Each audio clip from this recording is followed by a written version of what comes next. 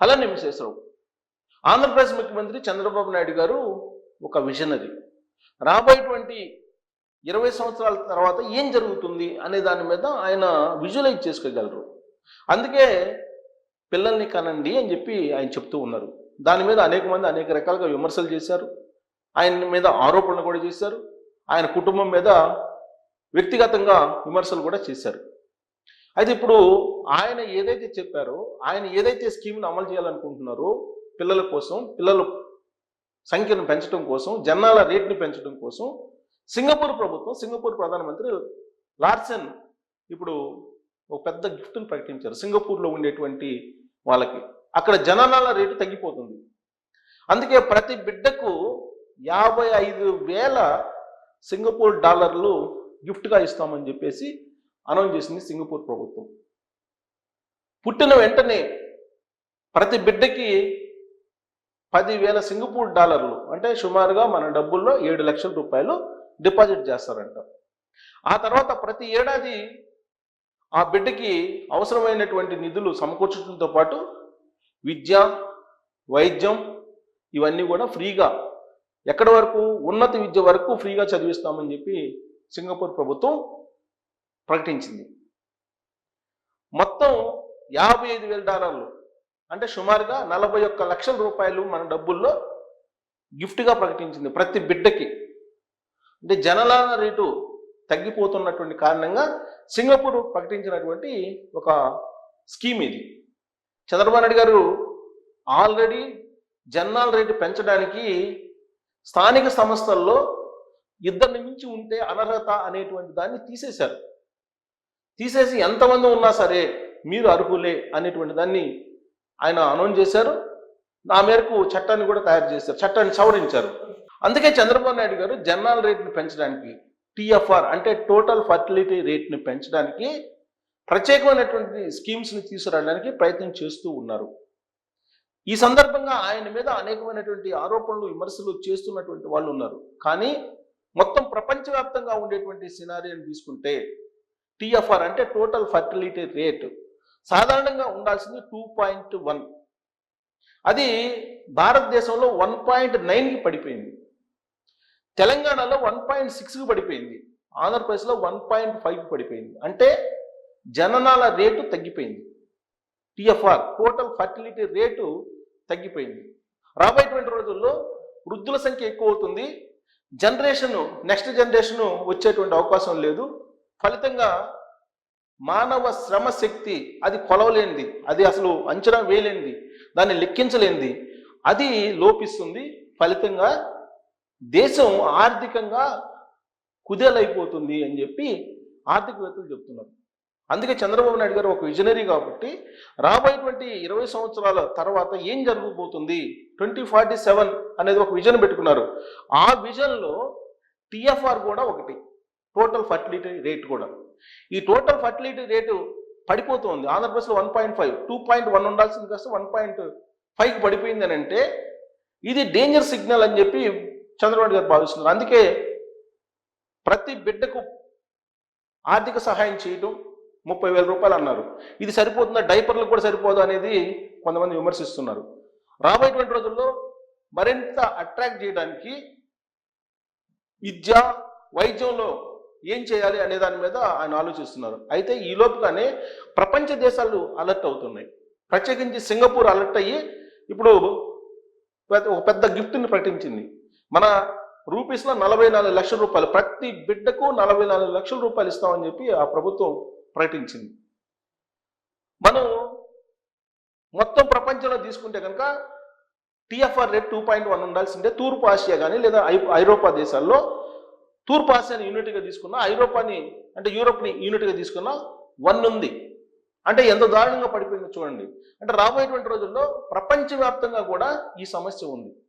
Japan లాంటి దేశాల్లో, China లాంటి దేశాల్లో ఈ టీఎఫ్ఆర్ రేటు పడిపోతుంది. చైనా కూడా ఇప్పుడు పిల్లల్ని కనండి అని చెప్తుంది. ఒకప్పుడు ఒకళ్ళు చాలు, ఒకరికంటే ఎక్కువ కంటే కనుక పనిష్మెంట్ ఇచ్చేవాళ్ళు. అలాంటి దేశం చైనా ఇప్పుడు పిల్లల్ని ఎంతమందినైనా కనండి, వాళ్ళకి మేము బహుమతి ఇస్తామని చెప్పి చెప్తూ ఉన్నారు. ఇప్పుడు సింగపూర్ అదే బాటలో నడుస్తుంది. సింగపూర్ కూడా ప్రతి బిడ్డకి 55 లక్షలు ఇవ్వడంతో పాటు ప్రసూతి సెలవులు సంవత్సరం పాటు ఇస్తామని చెప్పి అంటున్నారు. 1 ఇయర్ పాటు ఇస్తామని చెప్పి సింగపూర్ ప్రకటిస్తూ ఉంది ప్రసూతి సెలవులు. అంటే టీఎఫ్ఆర్ రేటు ఎంత తగ్గిపోతుంది అనే దానికి నిదర్శనం ఇవన్నీ కూడా ప్రపంచవ్యాప్తంగా జరుగుతున్నటువంటి పరిణామాలు. ఇప్పుడు మనం కనుక తీసుకుంటే ఏ దేశాల్లో ఎంత టీఎఫ్ఆర్ ఉందనేది, దక్షిణ కొరియాలో 0.72 ఉంది. 2.1 ఉండాల్సినటువంటి టోటల్ ఫర్టిలిటీ రేటు 0.72 ఉంది. అంటే దక్షిణ కొరియా, ఈ దక్షిణ కొరియాకి జనం కొరత ఉంది. అలాగే హాంకాంగ్, దీంట్లో 0.8 ఉంది హాంకాంగ్. ఇక్కడ తీవ్ర జనాభా క్షీణత ఉంది. అక్కడ సింగపూర్ 0.97 ఉంది. సింగపూర్లో టీఎఫ్ఆర్ రేటు 0.97 ఉంది. అందుకే అక్కడ ప్రధానమంత్రి లార్సన్ ఈ భారీ గిఫ్ట్ను ప్రకటించారు. రేపు రాబోయే రోజుల్లో భారతదేశం కూడా అదే పరిస్థితి వచ్చే అవకాశాలు లేకపోలేదు. తైవాన్ 0.87 ఉంది టీఎఫ్ఆర్ రేటు. చైనా 1.02 1.2 ఉంది, బాగా తగ్గిపోయింది. భారతదేశానికి చైనా కంటే ఎక్కువ ఉంది, 1.9 ఉంది అట్లీస్ట్. చైనా అయితే 1.0నే ఉంది, 1.02 1.2 ఉంది. అందుకే అక్కడ పిల్లల్ని కనండి, వీరమాత్రం చేస్తాం మేము, శిశు జననాలు పెరగాలి, మాతృత్వ సెలవులు పెంచుతాము. అలాగే వర్క్ చేసేటువంటి ఆఫీసుల్లో పక్కనే పిల్లల్ని పెంచుకోవడానికి వెసులుబాట్లు, అలాగే దాంపత్య జీవితాన్ని కొనసాగించడానికి రూమ్స్ వీటన్నిటి కూడా ఏర్పాటు చేసిన పరిస్థితి వచ్చింది చైనాలో. ఆఫీసులకి అనుగుణంగా అనుసంధానం చేస్తూ ఇలాంటి పరిస్థితి వచ్చింది. అంటే రాబోయే రోజుల్లో ఎంప్లాయీస్కి ఉద్యోగంతో పాటు మీరు పిల్లల్ని కానండి, మీరు సంసారం చేయండి, మీరు దాంపత్య జీవితం కొనసాగించండి, ఆ కొనసాగించడానికి అవసరమైన ఏర్పాట్లు కూడా చేసే పరిస్థితి వస్తుంది ప్రపంచవ్యాప్తంగా. జపాన్లో 1.2 ఉంది, ఇటలీ 1.2 ఉంది. దీని అంతటికీ కారణం ఏంటి? ఇంత దారుణంగా పడిపోవడానికి ఈ దేశాల్లో, ఈవెన్ అమెరికాలో కూడా పడిపోయింది. అమెరికాలో 1.7 అలా ఉంది. సో జనాభా క్షీణత, నెక్స్ట్ జనరేషన్ రావట్లేదు. అంటే ప్రపంచవ్యాప్తంగా జనాభా తగ్గిపోతుంది, జనాభా తగ్గేటువంటి పరిస్థితి ఉంది. వృద్ధుల సంఖ్య పెరుగుతుంది, కొత్త జనరేషన్ రావట్లేదు. ఇది ప్రమాదకరమైనటువంటి సూచిక. దీనికి కారణం ఏంటంటే లేట్ మ్యారేజెస్, ఇన్ఫెర్టిలిటీ ప్రాబ్లం, అంటే పిల్లని పుట్టనటువంటి సమస్యలు అనేక మందికి ఉన్నాయి. అలాగే స్ట్రెస్, కలుషితమైనటువంటి ఫుడ్, కలుషితమైనటువంటి నీళ్లు, దైనందిన జీవితంలో ప్రకృతికి వ్యతిరేకంగా వ్యవహరించడం, ఇవన్నీ కూడా ప్రధానమైనటువంటి కారణాలుగా వైద్యులు చెప్తూ ఉన్నారు. మనం జనరల్గా ప్రకృతితో నడవాలంటే ఎర్లీ స్లీప్ ఎర్లీ వేకప్, దానికి విరుద్ధంగా ఇప్పుడు నైట్ డ్యూటీలు చేస్తున్నారు. ఫలితంగా స్ట్రెస్ పెరిగిపోతుంది, బాడీలో ఉండేటువంటి మొత్తం డిఎన్ఏ మారిపోతుంది, టోటల్గా వీక్ అయిపోతూ ఉన్నారు. దాంపత్య జీవితానికి పనికి రానేటువంటి పరిస్థితులకు వెళ్ళిపోతున్నారు చాలామంది.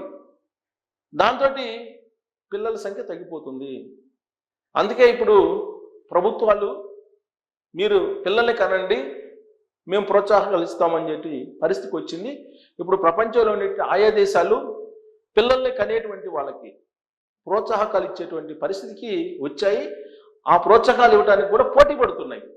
ఇప్పుడు రాబోయేటువంటి రోజుల్లో భారతదేశంలో కూడా అలాంటి పరిస్థితి రావచ్చు. ఇప్పటివరకైతే వస్తుంది అని చెప్పి ఆంధ్రప్రదేశ్ ముఖ్యమంత్రి చంద్రబాబు నాయుడు గారు చెప్తూ ఉన్నారు. అందుకే ఆయన 2024 ఎన్నికల ప్రచారంలో కూడా మీరు పిల్లల్ని కనండి, రాబోయేటువంటి రోజుల్లో ఇబ్బంది వస్తుంది అనేటువంటి విషయాన్ని కూడా చెప్పారు. అప్పుడు కూడా ఆయన విమర్శించారు. ఎన్నికల ప్రచారం ఏంటి, ఈయన పిల్లల్ని కలమని చెప్పడం ఏంటి, దానికి దీనికి ఏమైనా పొంతనుందా అని చెప్పి కూడా అన్నారు ఆయన. కానీ ఇప్పుడు ప్రపంచంలో ఉండేటువంటి ఆయా దేశాల అధినేతలు చంద్రబాబు నాయుడు గారు చెప్పిన దాన్నే ఇప్పుడు వాళ్ళు కూడా ప్రస్తావించడంతో పాటు ఆయా దేశాలు పిల్లల్ని కనేటువంటి వాళ్ళకి ప్రోత్సాహకాలు పోటీపడి ఇస్తున్నటువంటి పరిస్థితి నెలకొంది. సో కాబట్టి చంద్రబాబు నాయుడు గారు ముందు చూపుతోటి ఒక విజనరీగా సమాజానికి ఆయన సమాచారం ఇవ్వడంలో కరెక్ట్గా ఉందా లేదా, ఆ సమాచారాన్ని అర్థం చేసుకోలేక, ఆ సమాచారం వెనక ఉన్నటువంటి అసలు రహస్యం ఏందో తెలుసుకోలేక విమర్శించేటువంటి వాళ్ళని కానీ, ఆయన తప్పుపట్టేటువంటి వాళ్ళు కానీ ఏమనాలి అనే దాని మీద మీరు కామెంట్ చేయొచ్చు. Thank you.